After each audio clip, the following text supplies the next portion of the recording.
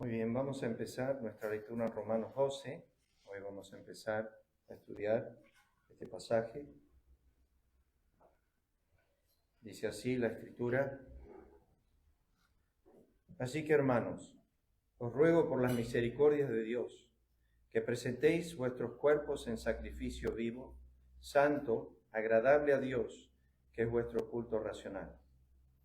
No os conforméis a este siglo, sino transformaos por medio de la renovación de vuestro entendimiento, para que comprobéis cuál sea la buena voluntad de Dios, agradable y perfecta.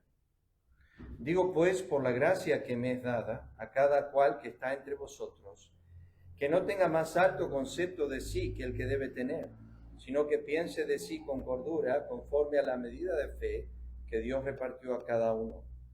Porque de la manera que en un cuerpo tenemos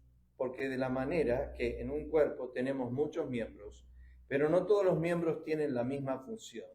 Así nosotros, siendo muchos, somos un cuerpo en Cristo, y todos miembros los unos de los otros. De manera que, teniendo diferentes dones, según la gracia que nos es dada, si el de profecía, úsese conforme a la medida de fe, o si el de servicio, en servir, o el que enseña en la enseñanza, el que exhorta en la exhortación, el que reparte con liberalidad, el que preside con solicitud, el que hace misericordia con alegría. El amor sea sin fingimiento. Aborreced lo malo, seguid lo bueno. Amaos los unos a los otros con amor fraternal, en cuanto a honra, prefiriéndoos los unos a los otros. En lo que requiere diligencia, no perezosos, fervientes en espíritu, sirviendo al Señor, gozosos en la esperanza, sufridos en la tribulación, constantes en la oración, compartiendo para las necesidades de los santos, practicando la hospitalidad. Bendecid a los que os persiguen, bendecid, no maldigáis. Gozaos con los que se gozan, llorad con los que lloran. Unánimes entre vosotros, no altivos, sino asociándoos con los humildes. No seáis sabios en vuestra propia opinión. No paguéis a nadie mal por mal. Procurad lo bueno delante de todos los hombres. Si es posible, en cuanto dependa de vosotros, estad en paz con todos los hombres. No os venguéis vosotros mismos, amados míos, sino dejad lugar a la ira de Dios, porque escrito está: mía es la venganza, yo pagaré, dice el Señor. Así que si tu enemigo tuviere hambre, dale de comer. Si tuviere sed, dale de beber. Pues haciendo esto, ascuas de fuego amontonará sobre su cabeza. No seáis vencidos de lo malo, sino vence con el bien el mal. Vamos a acercarnos al trono de la gracia antes de examinar las Escrituras esta mañana. Padre eterno, te agradecemos por otra mañana de resurrección. Gracias por el cuidado que has tenido sobre los que han podido venir de lejos, de cerca. Gracias por esta misericordia que nos has concedido. Pero ahora enfocamos nuestras mentes y corazones en tu verdad, en aquella palabra que, como nos enseña tu palabra, permanece para siempre, que para siempre ha sido establecida en los cielos. Acabamos de leer lo eterno, lo inmutable. Acabamos de leer, oh Dios eterno, aquello que no tiene fin, que permanece por los siglos de los siglos, que expresa tu fidelidad, tu verdad, que expresa los pensamientos de tu corazón para 1000 generaciones, que ha sido la expresión para este nuevo día de resurrección, que es tu palabra, la palabra que es viva y eficaz y más cortante que toda espada de dos filos, que es como martillo que quebranta la piedra, que es como el fuego que consume la paja. Así estamos delante de tu palabra en esta mañana, deseando que tú trates y hables con nuestros corazones a través de ella, y a tu siervo a poder hablar con sencillez, con humildad, con el denuedo de tu espíritu. Bendice nuestro tiempo delante de tu palabra. Lo pedimos en el nombre de Cristo. Amén.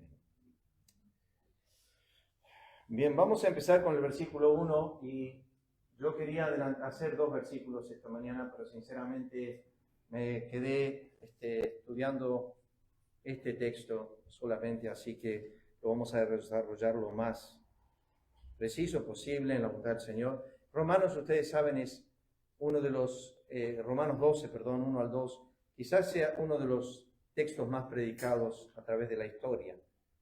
Este pasaje junto con algunos salmos, pero este ha sido un texto muy desarrollado a través de los años. Y como saben de las epístolas de Pablo, por ejemplo, en Efesios, para dar la ilustración, dedicó los primeros 3 capítulos a lo que llamamos doctrina. Y los últimos 3 capítulos lo dedica a práctica, o lo que nosotros conocemos como la conducta del creyente a través de la doctrina. En Colosenses dedica los primeros 2 capítulos a la doctrina y los últimos 2 capítulos a la práctica o la conducta del creyente, siempre fundamentada en lo que conocemos como doctrina.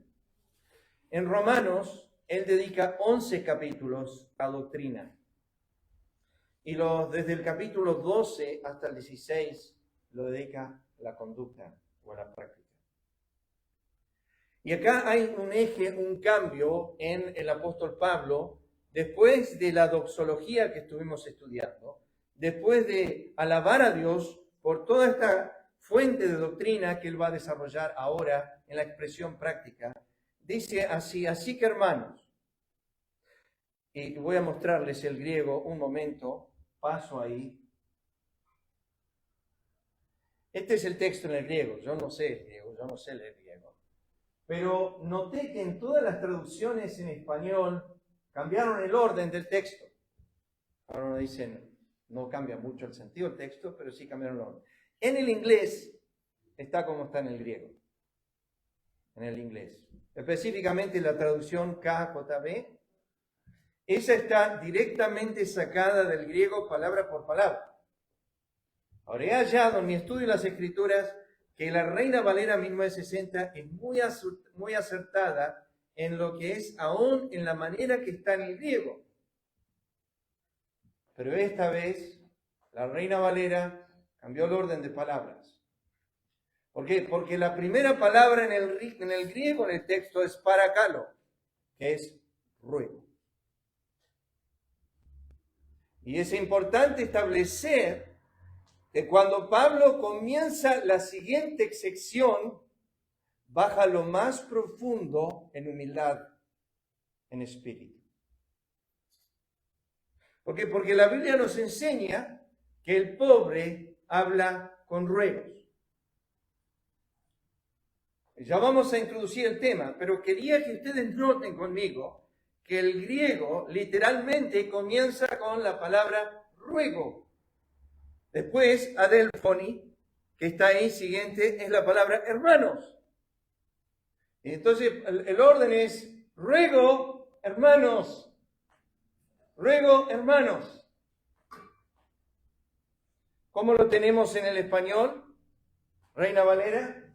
Así que hermanos, no importa la traducción que miran, más o menos es igual. Pues miré todas las traducciones en español y más o menos todas tienen esto. Cambiaron el orden, pero dice así que hermanos, os ruego, por las misericordias de Dios, y las palabras que me resaltadas es las que vamos a estar desarrollando en breve. Por las misericordias de Dios, que presentéis vuestros cuerpos en sacrificio vivo, y si podemos, marcamos 4 cosas del sacrificio. El sacrificio era vivo, santo, agradable y racional. Entonces, en sacrificio vivo, santo, agradable a Dios, que es vuestro culto, esa palabra culto es la palabra que se utiliza en el Antiguo Testamento para el sacerdote que traía un ofrecimiento al santuario. O sea, un ofrecimiento religioso. Era la liturgia, es la palabra liturgia en el griego. Entonces, Pablo dice esto. Así que, hermanos, volvemos a leerlo. Os ruego por la misericordia de Dios. Todo el ruego se basa en algo que Dios ha hecho. Algo que Dios ha hecho. Él resume la doctrina que él expuso del capítulo 1 al capítulo 11 en base a un término: misericordia. Aunque él utiliza 4 veces la palabra misericordia en el último capítulo, en los últimos versículos, él no está hablando meramente de ello. Ya lo vamos a ver. Pero para mantener un principio de introducción, Pablo dice así: que hermanos, os ruego por las misericordias de Dios, lo que les voy a pedir ahora es en contemplación de lo que Dios ha hecho. Yo le pedí a Mauro hoy que pudiese leer el Salmo 116, donde el salmista pregunta en el versículo 12, ¿con qué pagaremos a Jehová por todos sus beneficios para conmigo? O sea, ¿qué voy a traer a Dios por todo lo que Él ha hecho por mí?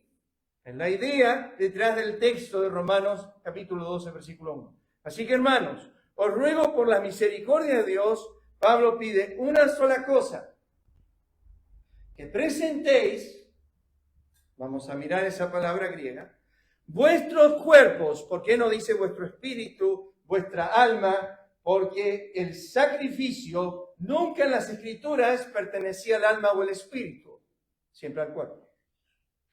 Y Pablo está desarrollando el pensamiento por el Espíritu de Dios del sacrificio antiguo testamentario.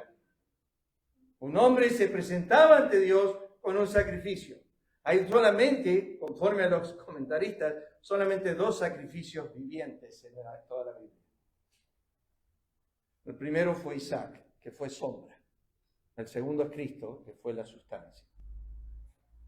El primero fue el primer sacrificio viviente de un ser humano que no llegó a morir. Obviamente conocemos la historia, pero Dios le dijo a Abraham que lleve a su hijo, al único al que amaba, y lo presente y lo sacrifique en el monte. Para Abraham, él lo había matado. Hebreos 2:11 nos dice, eso en el versículo 19, que cuando Abraham subió al monte, lo recibió como de entre los muertos, porque para Abraham él había sacrificado a su hijo. Para él era ya como muerto.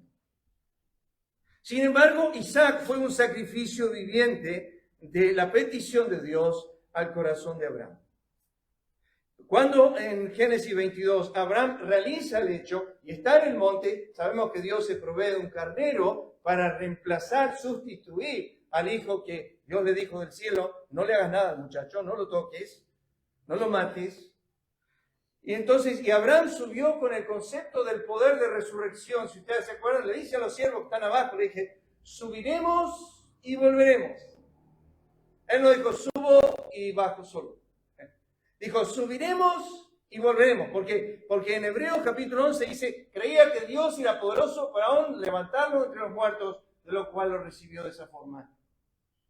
Tenía esa fe de creer que su hijo, al cual Dios estaba demandando su muerte, su sacrificio vivo, no iba a regresar con él de alguna forma. Dios algo iba a hacer. Esto es lo que creía Abraham. Y Isaac iba preguntando, ustedes saben, el camino decía: papá, está la leña, está el fuego, pero ¿dónde está el cordero? ¿Dónde está el cordero? Y le seguía estaba preguntando. Y yo me imagino que Abraham, como hombre natural que era, estaba sufriendo la pregunta de su hijo. No le decía: ¿dónde está el cordero? ¿Dónde está el cordero? Pero sí le respondía esto: Jehová se proveerá para el sacrificio. No te preocupes, Dios va a proveer un sacrificio. Y la sustancia de la sombra de Isaac termina siendo el cordero de Dios, el hijo. Conocemos la muerte de Cristo, el otro sacrificio vivo, muriendo por nuestras almas, como ya conocen la historia. Deje llevarles a la primera palabra, hermanos. Me resultó interesante la meditación de esto del apóstol Pablo, que dirige sus palabras a un solo grupo de personas ahora. Lo ha hecho a través de toda la epístola, pero ahora dirige sus palabras a un grupo. ¿A qué grupo? Bueno, si ustedes van a Romanos 1:7, no vamos a ir ahí, pero simplemente dice a los que están en Roma, y luego Pablo hace un paréntesis: los amados de Dios. No todos en Roma. Este mensaje para los que están en Roma, pero no para todos los que están en Roma. Cuando ellos recibieron la epístola de Romanos, algunos creen que traída por una mujer llamada Febe, Romanos 16. Cuando ellos recibieron esta epístola, una de las más importantes de nuestra escritura, quizás una de las más importantes escritas por el apóstol Pablo, el mensaje era el mensaje del evangelio a la iglesia. Ya lo dijimos tantas veces ahí. Pero era el mensaje del evangelio a la iglesia. La iglesia necesitaba conocer el misterio del evangelio y lo que estaba sucediendo en el evangelio. Y cuando Pablo escribe esto en Romanos 1:7, dice a los amados de Dios en Roma.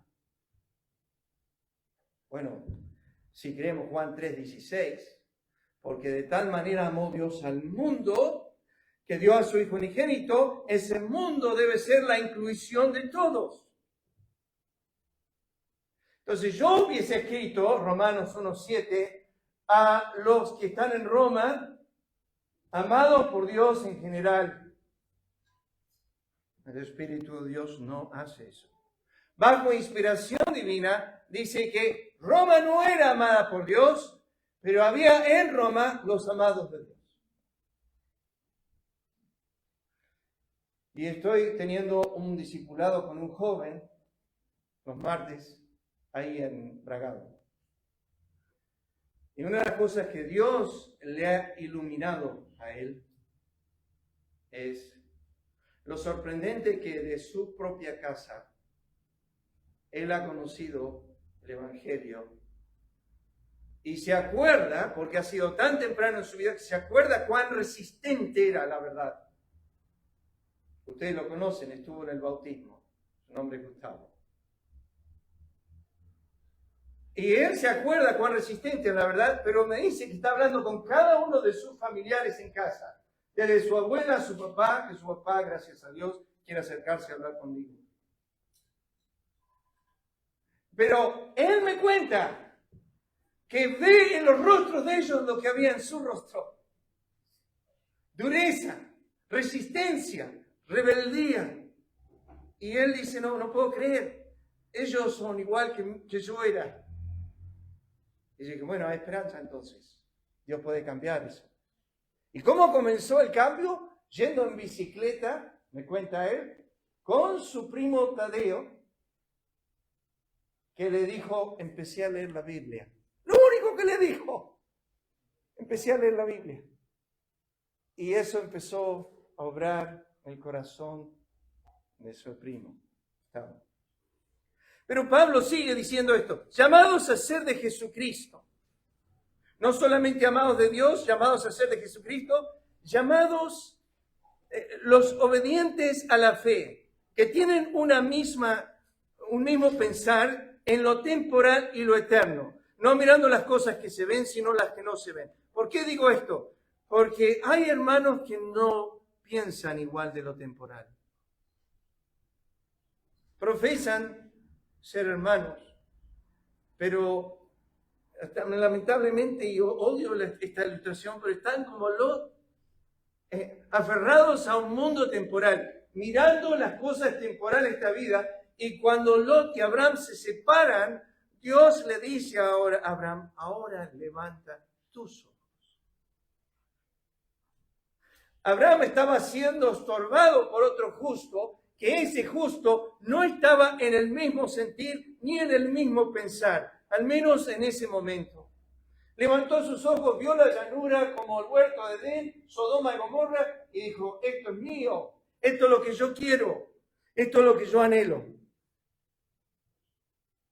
Y lamentablemente no sé descifrarlo en mi corazón, pero hay veces que ambos son justos, pero no tienen el mismo pensar. Estoy pensando en esto, hermanos, porque el que escribe esta epístola enfoca a los creyentes a poner la mira en las cosas de arriba. Enfoca a los creyentes de Corinto a no mirar las cosas que se ven, sino las que no se ven, que son eternas. Enfoca a los filipenses a decir cuántas cosas eran para mi ganancia, las he estimado como pérdida.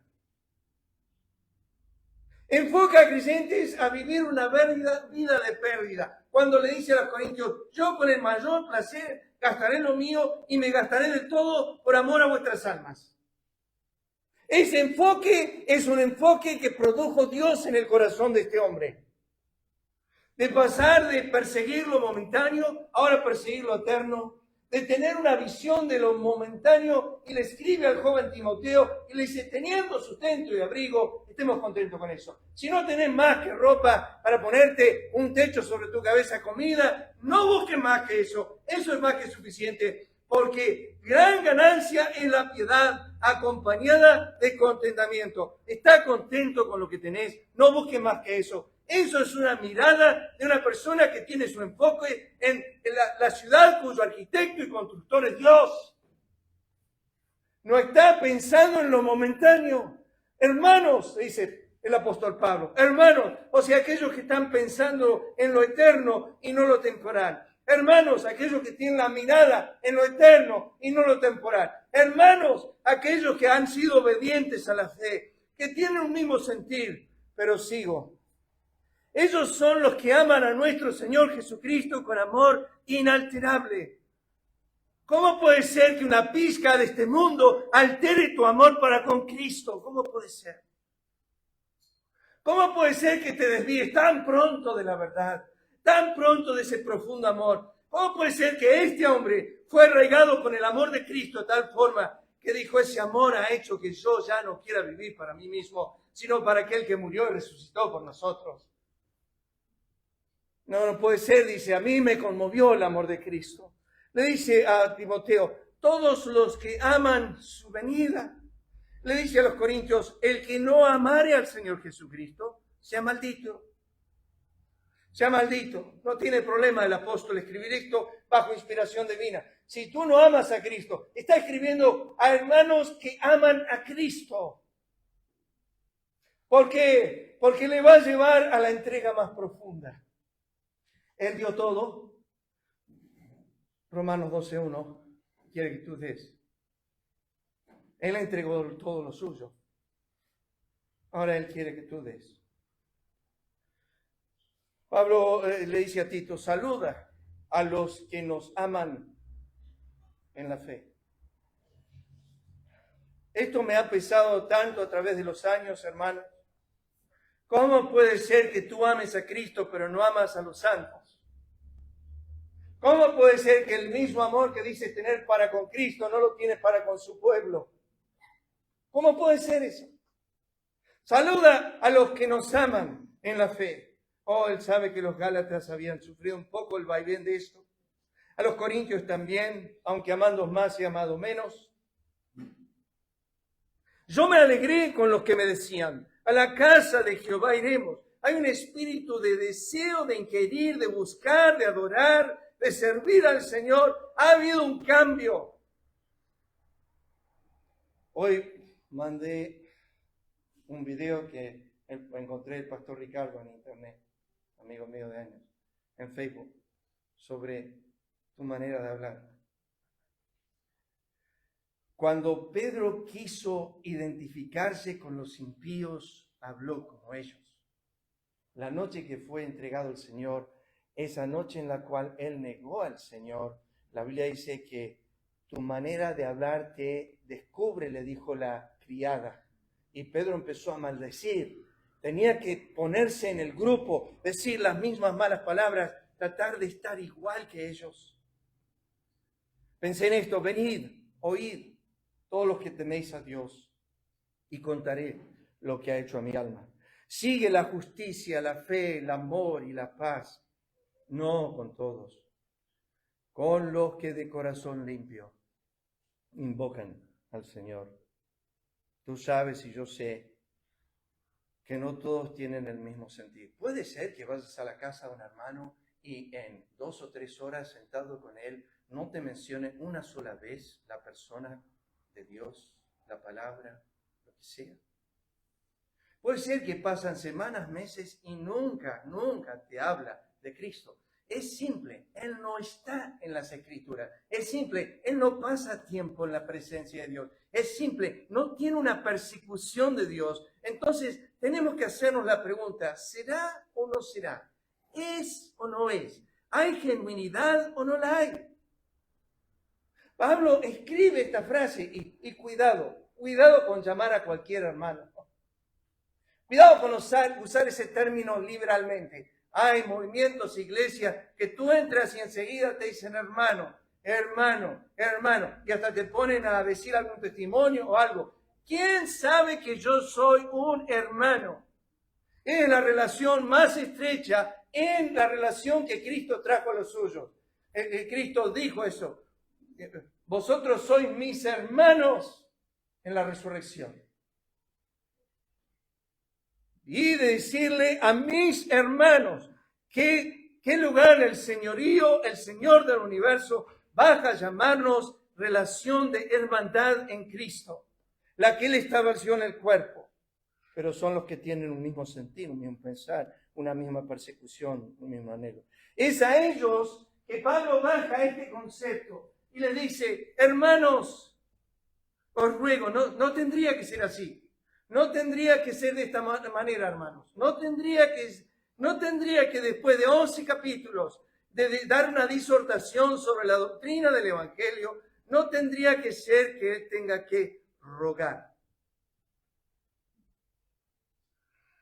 Yo cité este texto a la introducción. El pobre habla con ruegos. He hablado de esto otras veces, mas el rico responde durezas. Pero déjenme llevarles a este concepto del pobre. Pensando en las palabras de David en Salmo 34, David dijo, este pobre clamó y Jehová lo oyó. David no era pobre. David era rey de Israel. Físicamente no le faltaba nada. Económicamente no le faltaba nada. David tenía el sustento de cada día por ser rey. Su hijo había determinado que de cada 12 príncipes de Israel le proveían para su casa una vez al mes todos los bienes necesarios para comer. Era una carga a Salomón para el reino. Salomón demandaba que le provean para todas sus cosas por un mes entero. Cada príncipe. Ya sé, se te pasaba, tenías 11 meses para estar juntando para ese tiempo. David dijo, este pobre clamó y Jehová lo oyó. ¿De dónde nace este espíritu de pobre y ruego? Nace de la bienaventuranza que dijo Cristo en Mateo capítulo 5. Bienaventurados los pobres en espíritu. Esto es un espíritu de humildad, pero quiero que entiendan, este ruego no lo hace Pablo. Este ruego es bajo inspiración divina. El autor del ruego es la tercera persona de la divinidad. Es el Espíritu Santo por cual fue inspirada esta epístola. ¿Qué quiero decir con esto? Que el ser más alto del universo, el más rico, el que tiene todas las cosas, sabe todas las cosas, conoce todas las cosas, es poderoso con todas las cosas, desciende como si fuese un mendigo y habla a la iglesia como si fuese pobre. Es Dios que ruega por Pablo, a los que él amó y salvó. Eso para mí es incomprensible. Él tiene todo el derecho de demandarnos. Y comienza la parte práctica del Evangelio a la iglesia con un ruego. Mírenlo. Nos difaman, dice Pablo, y rogamos. Voy a saltear rápido, así que escuchen esto. Somos embajadores en nombre de Cristo. Escuchen ahora, como si Dios rogase por medio de nosotros. Os rogamos en nombre de Cristo, reconciliados con Dios. Tú ves a alguien venir a tu puerta y te golpea la puerta. Y abres la puerta y es un mensajero del Evangelio. Te trae un folleto. Y quieres hablar con él y quieres entablar una conversación. Y de repente se produce una conversación. Y le dices, necesitas arrepentirte. Y te miran como si no ha hecho mal a nadie. Cristo enseñó que cuando Él enviaba a los suyos, era como si Dios iba en ellos, y si ellos si te reciben, me reciben a mí, y reciben al que me envió. Si te rechazan a mí, y rechazan al que me envió. ¿Por qué? Es como si Dios rogase por nosotros. No dice como si Dios mandara. Dios rogase. Pablo dice a los Tesalonicenses 4:1, Por lo demás, hermanos, os rogamos y exhortamos en el Señor Jesús. También lo hacéis así con todos los hermanos que están por toda Macedonia. Pero os rogamos, hermanos, que reconozcáis a los que trabajan y presiden el Señor y os amonestan. También os rogamos, hermanos, que amonestéis a los ociosos, a la gente de los poco ánimo, sostenga a los débiles, seáis pacientes para con todo. Pero Cristo utilizó el reino. En Juan 17:9 dice, yo ruego por ellos, no ruego por el mundo. Es difícil eso. Cuando tú estudias este texto, tienes que concluir que el mundo no está en su corazón. Tienes que concluir esto, no puedes leer Juan 17:9 decir, ¿por qué no ora por el mundo? ¿Por qué no se postra a los pies del Padre y dice, ruego por el mundo? No dice, yo ruego por ellos, no ruego por el mundo. Juan 17:15, no ruego que los quites del mundo. Juan 17:20, mas no ruego solamente por estos, sino también por los que están aquí esta mañana. Por los que han de creer. Por los que han de creer. Pablo sigue, le dice a los efesios, yo pues preso en el Señor, es su primer versículo, después de una disertación teológica y doctrinal, le dice, yo pues preso en el Señor, os ruego. Después de todo lo que escucharon, os ruego que andéis como es digno de la vocación que fuisteis llamados. Pero acá viene y cierro con el ruego. Por lo cual, dice Pablo, aunque tengo mucha libertad en Cristo, le está diciendo a Filemón, para mandarte lo que conviene, más bien te ruego por amor, siendo como soy Pablo ya anciano y ahora además prisionero de Jesucristo, te ruego por mi hijo Onésimo, a quien engendré mis prisiones. Él no está mandando a Filemón, está diciendo te ruego, te ruego, te ruego. El ruego es una humildad tan profunda. La palabra significa alentar, venir, llamar de cerca, es hablar al oído. Por las misericordias de Dios. Bueno, escuché varios sermones esta semana, nadie, con excepción del pastor MacArthur, y que habló más o menos de 10. Está bien, podemos resumirlas.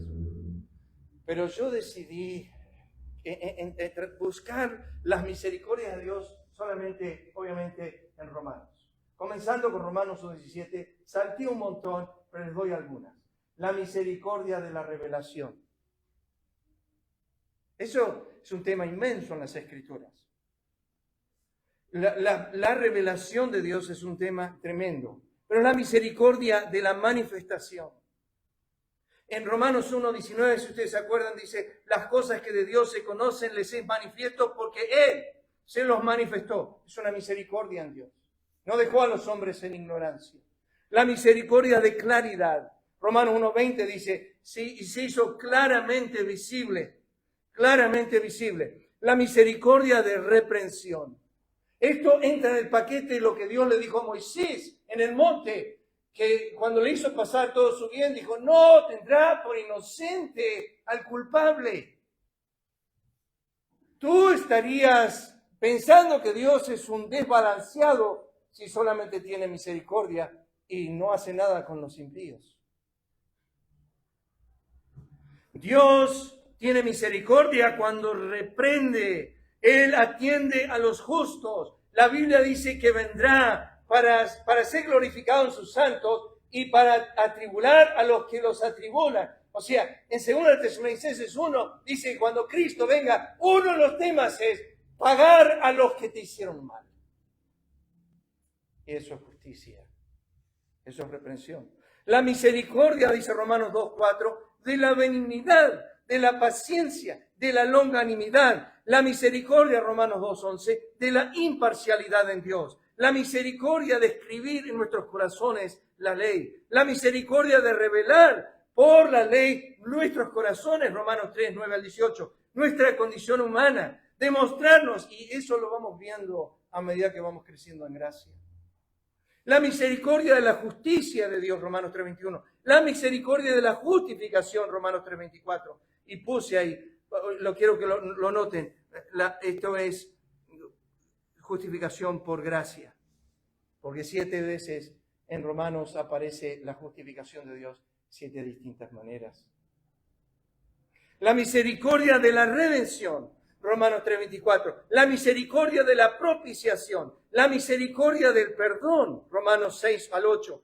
4:6-8. La misericordia de la fe que glorifica al Señor. La misericordia de la cruz fue entregado por nuestras transgresiones. La misericordia de la resurrección, resucitado para nuestra justificación. O sea que hay justificado por resurrección. La misericordia de la justificación, y ahora ya no es por gracia, ¿es por qué clase? Romanos 5:1, por fe. La misericordia de la paz con Dios por medio de Jesucristo. La misericordia de la firmeza en la gracia, Romanos 5:2. La misericordia de la esperanza de gloria, Romanos 5:2. La misericordia de las tribulaciones, porque producen en nosotros un montón de cosas. La misericordia del amor de Dios, Romanos 5:5-8. La misericordia de la presencia del Espíritu. La misericordia de Cristo muriendo por los débiles. La misericordia de la sustitución de Cristo. Dios muestra su amor en que siendo aún pecadores, Cristo murió por nosotros. La misericordia de la justificación, pero ahora es por sangre. Por sangre, Romanos 5:9. La misericordia de la reconciliación. La misericordia de la abundante gracia. La misericordia de la unión con Cristo en su muerte y su resurrección. La misericordia de la vida eterna. La misericordia de ver nuestros pecados que impregnan nuestro ser, Romanos 7. No menosprecies, Romanos 7. Yo vivo casi todos los días ahí. Casi todos los días, porque hay días que el Señor no me muestra lo que he hecho. Pero cuando me muestre, doy gracias a Dios. La misericordia de ninguna condenación se introduce en Romanos 8:1. La misericordia de Cristo en nuestro lugar soportando nuestra ira. Romanos 8:3, uno de mis favoritos. La misericordia de la guía de su Espíritu Santo, Romanos 8:14. La misericordia de la adopción. La misericordia de la herencia y coherencia de Dios y Cristo. La misericordia de participar de sus sufrimientos. La misericordia de la glorificación. La misericordia de la gloria venidera. La misericordia de la redención de nuestro cuerpo. La misericordia de la ayuda del Espíritu. La misericordia del propósito divino que ayuda a todo bien. La misericordia de la predestinación. La misericordia de su llamamiento. La misericordia de su justificación y glorificación. La misericordia de Dios por nosotros. La misericordia de su diadema y su corona. Romanos 8:33. 8:32. El que no escatimonia a su propio Hijo, sino que lo entregó por todos nosotros, ¿cómo no nos dará juntamente con Él todas las cosas? Eso es la misericordia. Diadema y corona de la misericordia. La misericordia de su intercesión por nuestras almas. La misericordia de ninguna separación del amor de Cristo. La misericordia de que nada más nadie nos podrá separar del amor de Cristo. Ni nada más nadie nos puede separar del amor de Cristo. La misericordia de su elección, la misericordia de su amor incondicional, la misericordia de la misericordia soberana, la misericordia de ser hecho con vaso de misericordia, la misericordia alcanzada por su misericordia. ¿Alguien tiene su Biblia ahí a mano para leerme Romanos 11:31? Lea en voz alta, por favor. Quiero que noten lo que dice este texto. Romanos 11:31. Fíjense lo que dice. ¿Alguien lo tiene? Así también estos ahora han sido desobedientes, para que por la misericordia concedida a vosotros, ellos también alcancen misericordia. Por misericordia alcancen misericordia. Tú tuviste misericordia por la misericordia. La misericordia generó misericordia. La misericordia se mostrase suficiente por todas las cosas, eso lo vemos en Romanos 11:33-36, cuando Pablo cierra esto. Pero Pablo no lo sumó las misericordias diarias y momentáneas, como el aliento, la vida, el ver, el oír, el hablar, el pensar, el hacer, el andar, el razonar, o sea, una existencia plena, saludable. ¿Sabe qué me sorprende? Me sorprende esto, hermanos, y solamente se los digo, porque estaba sentado ahí, estábamos cantando, y el Señor trajo más pensamientos a mi mente mientras meditaba en lo que tenía que ser esta mañana.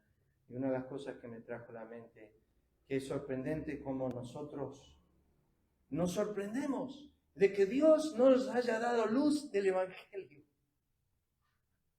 Y es como decir, yo tengo derecho a que... Dios dice, para, un momentito. Te di la luz de la creación y la apagaste. Y la rechazaste. Y la resistís.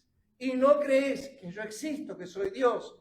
Y has cambiado mi gloria en lo que no es gloria.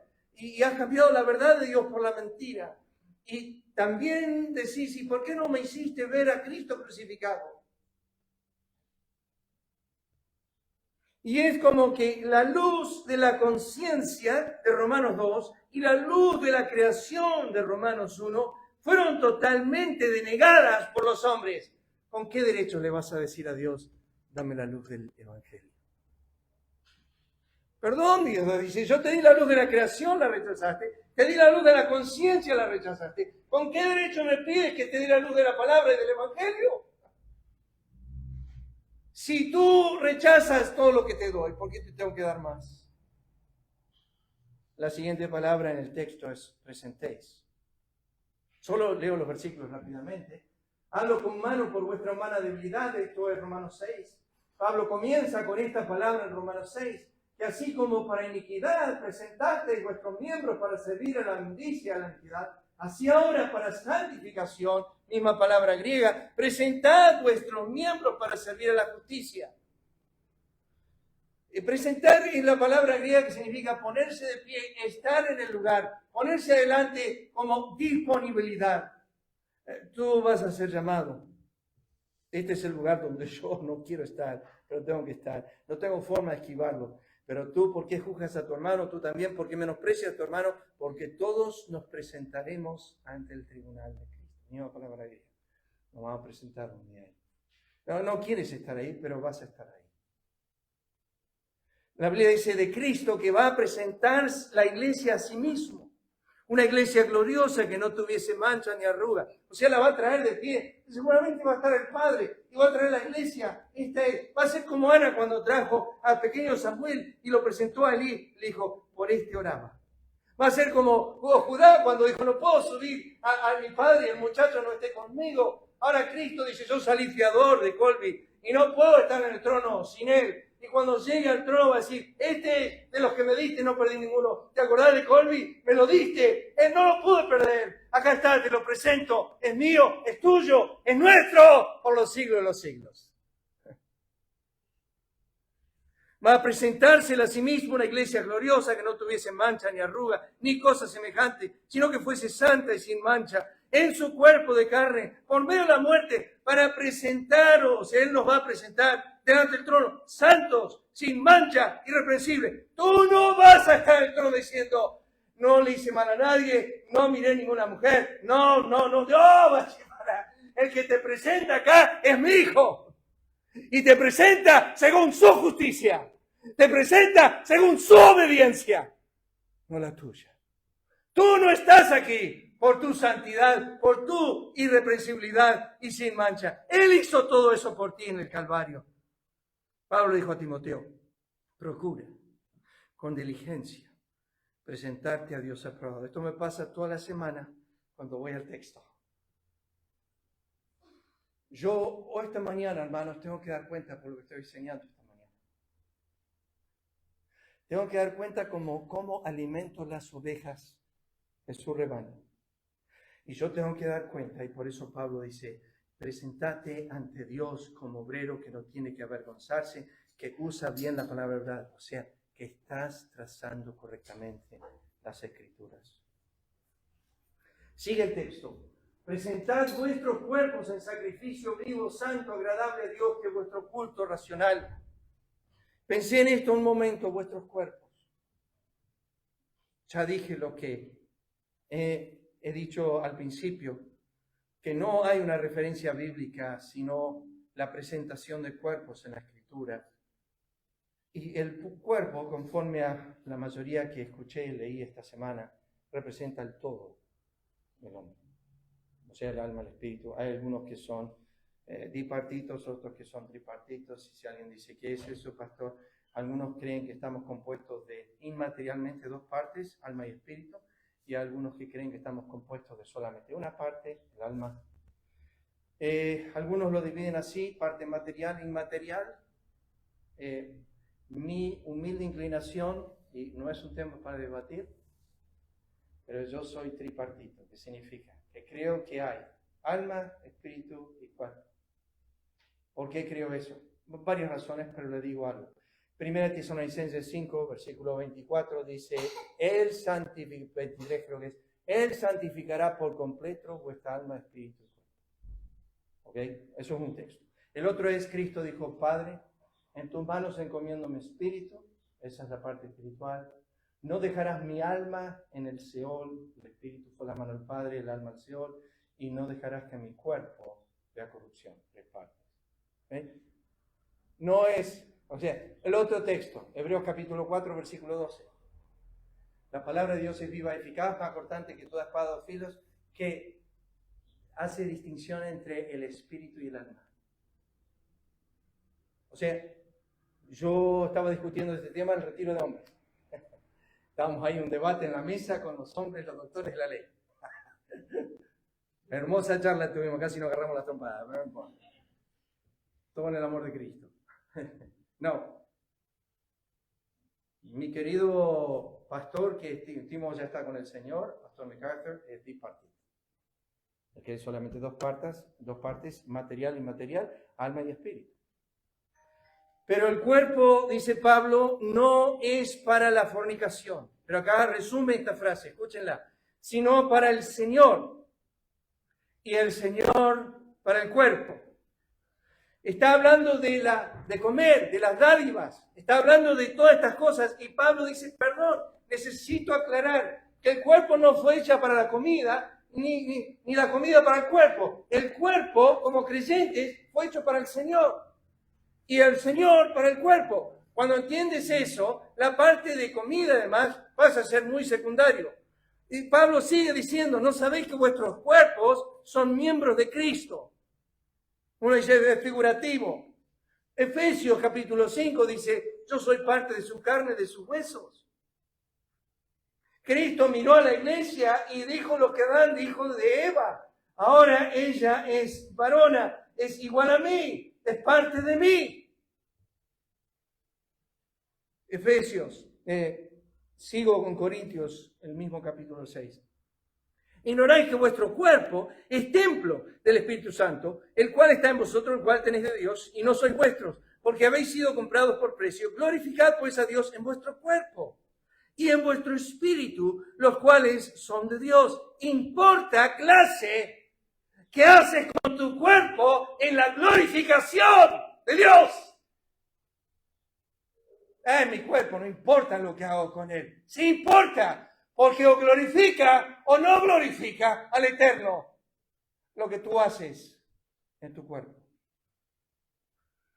¿Y qué es presentar nuestro cuerpo? Bueno, no sé qué pasó con la letra, no entiendo. Yo la cambié toda, pero igual se me hizo re grande. El oído. Hay mucho de esto en las Escrituras y se lo resumo nomás. En las palabras de 1 Samuel 3:9. Samuel le dijo al Señor, ¿se acuerdan cuando fue una y otra vez a Elí a decirle, me están llamando, ¿qué quieres? Y cuando termina, lo llama, le dice, Elí le dice, decirle, habla Jehová, pues tu siervo oye. ¿Puedo hacerte una pregunta esta mañana? ¿Tu oído está inclinado a él? Dice, obviamente, pastor. Bien. Ahora te pregunto otra. ¿Cuánto de la Escritura leíste esta semana?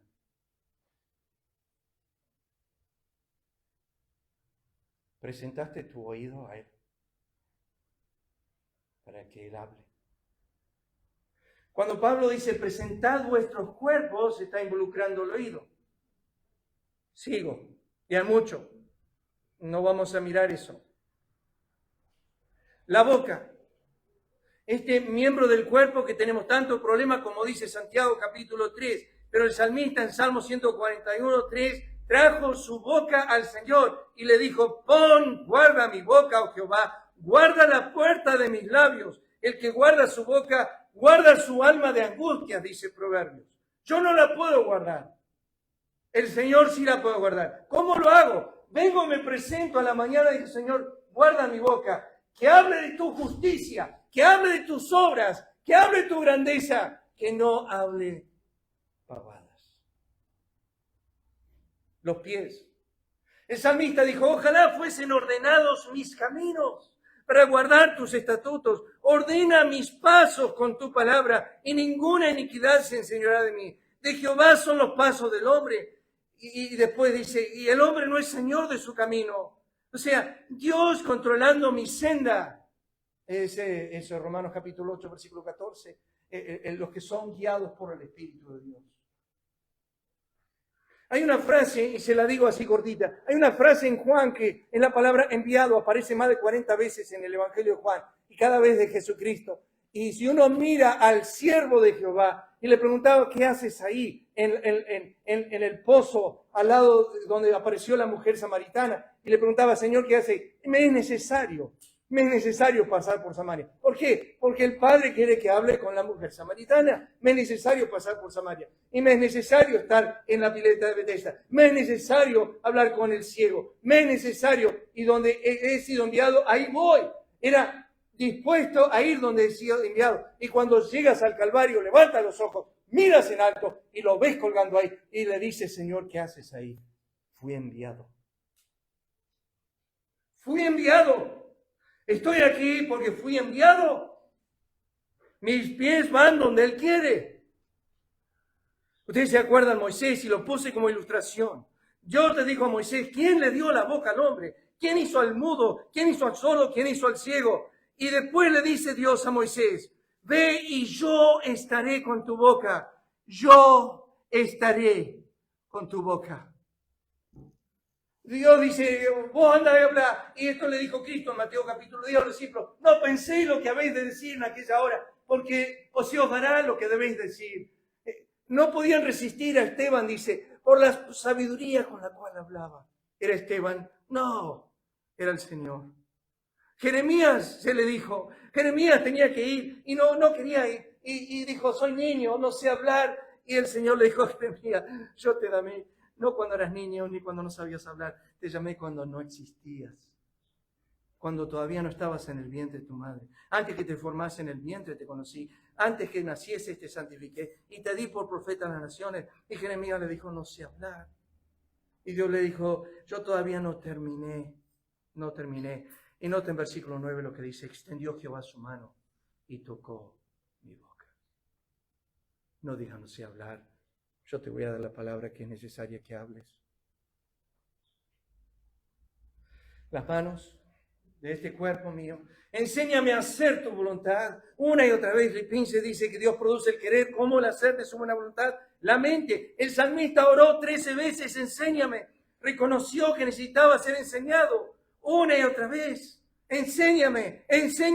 Su mente, el corazón. Proverbios dice, hijo mío, dame tu corazón. Miren tus ojos por mis caminos. El salmista dijo, inclina mi corazón a tus testimonios, no a la avaricia. No es algo que yo puedo hacer.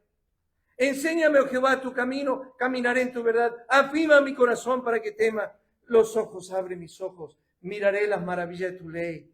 Los ojos de vuestro entendimiento siendo iluminados, dice Pablo a los Efesios. Eliseo le dijo, el joven estaba ahí, estaba con un miedo terrible, y Eliseo le dijo al Señor, abre los ojos del joven.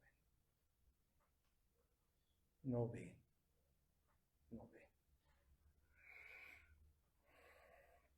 Sacrificio vivo. Vamos terminando. Entonces Pablo dice, así que hermanos os ruego, les hablo con toda humildad, en base a todas las misericordias divinas, plural, que presentéis. Él hizo todo esto en una escala que no conocemos, que no vamos a entender por los siglos de los siglos. Él hizo todo esto, nos bautizó de sus riquezas en gloria, nos llenó de sus bendiciones espirituales, nos dio todas las cosas en Cristo, no retuvo nada y nos pide una sola devolución, tu persona. Ofrécele tu ser. Pedro escribe en cuanto a estos sacrificios, dice, para ofrecer sacrificios espirituales, aceptables por medio de Jesucristo. ¿Qué es qué? Así que ofrezcamos siempre a Dios por medio del sacrificio de alabanza, es decir, fruto del labio, confiesa en su nombre. Tiene que nacer en ti. Tiene que ser en ti. ¿Qué quiero decir con eso? Cuando alguien abre esta reunión y dice, ¿hay algún motivo de alabanza? Casi nos volvemos mudos. ¿No te acuerdas de sus beneficios de la semana? ¿No te acuerdas de la multitud de sus beneficios? Oh, yo tengo vergüenza, no digo nada. ¿No tienes vergüenza cuando tienes un motivo de oración y hay una situación crítica en tu casa? No tienes problema con decir eso, pero sí tienes problemas con alabar y adorar al Eterno. ¿Vergüenza de Él? ¿O es que las lluvias de bendición grande que Dios ha derramado sobre ti durante toda la semana han sido prontamente olvidadas hasta que el Señor toca un riñón o toca un pulmón o toca el páncreas o toca cualquier miembro de tu cuerpo y ahí te dices, oh, te daba gracias, Señor, por los riñones que tenía. Tenía, dice Dios, correcto, tenía. Te los voy quitando ya. Y aparte de esto dice, y de hacer bien, algo que debemos estar habituados como creyentes, y de la ayuda mutua, también habituados. No os olvidéis, porque Dios los considera sacrificios que le agradan. Presentad vuestros cuerpos en sacrificio vivo. ¿Cómo, Señor? Tus manos llevarle una bolsa de papa al hermano si no tiene. Ayuda a aquel que está faltando. Extended tu mano a ellos. Dales a los que necesitan. Tales sacrificios se agrada a Dios. Sacrifica a Dios alabanza. El que sacrifica alabanza me honrará, dice Salmos. Los sacrificios de Dios son el espíritu quebrantado. Hacer justicia y juicio es a Jehová más agradable que sacrificio. ¿Has pensado en eso? No tengo que sacrificar. No tengo suficiente para mi casa. No tengo para darle a otro. Ya vas a ver que tiene siempre suficiente para ayudar. Pero aquí en este contexto Dios dice, justicia y juicio es mejor que cualquier sacrificio y es más agradable a mi corazón que haga justicia, que haga juicio, a que des. Porque misericordia quiero. Esto no es Dios queriendo que nosotros seamos misericordiosos de Él. Este texto está diciendo, misericordia quiero. Quiero que tú hagas misericordia y no traigas un sacrificio. Quiero que conozcas a Dios más que traer un holocausto. No estés viviendo tu vida en esto. ¿Con qué me presentaré ante Jehová? Dice Miqueas. Adoraré al Dios Altísimo. Me presentaré ante Él con holocausto, becerro de un año. Se agradará a Jehová de millares de carneros o de 10,000 arroyos de aceite. Daré mi primogénito por mi rebelión, el fruto de mi entraña por mi pecado. Hombre, Él te ha declarado lo que es bueno. ¿Y qué pide Jehová de ti? Solamente hacer justicia, amar misericordia y humillarte ante tu Dios. Samuel le dijo, se complace Jehová tanto en holocaustos y víctimas como en que se obedezca las palabras de Jehová. Ciertamente el obedecer es mejor que los sacrificios, el prestar atención que la grosura de los carneros. Pablo era un instrumento escogido. Cantamos hoy, pues si vivimos para el Señor, vivimos. Todo lo que hagáis, hacerlo para el Señor. Y ya no viven para sí, sino para aquel que murió y resucitó por ellos. Esto es 2 Corintios 8, 3 al 5. Escúchenlo. Pues doy testimonio de que con agrado han dado conforme a sus fuerzas y aún más allá de sus fuerzas, pidiéndonos con muchos ruegos que les consiguiésemos el privilegio de participar de este servicio por los santos, y no como lo esperamos, sino que a sí mismos se dieron primeramente al Señor. Y luego nosotros, por la voluntad de Dios. Estas palabras de Ana son impresionantes. Yo pues lo dedico también a Jehová. Todos los días que viva será de Jehová. Y adoró allí a Jehová. Este es mi hijo, el que yo pedí, pero no es mío, es tuyo. Y es tuyo para siempre. Ahora lo voy a venir a visitar, le voy a traer un saquito. Nunca voy a dejar de amarlo, pero no es mío, es tuyo. ¿Has entendido que ninguno de tus hijos son tuyos? Mi padre siempre me decía de este pasaje que nunca sabemos nada de los hijos de Penina. Penina trajo hijos al mundo, Ana trajo hijos al Señor. Mi padre me dijo años atrás, no tengas hijos si los vas a traer meramente al mundo. tener hijos si los vas a traer al Señor.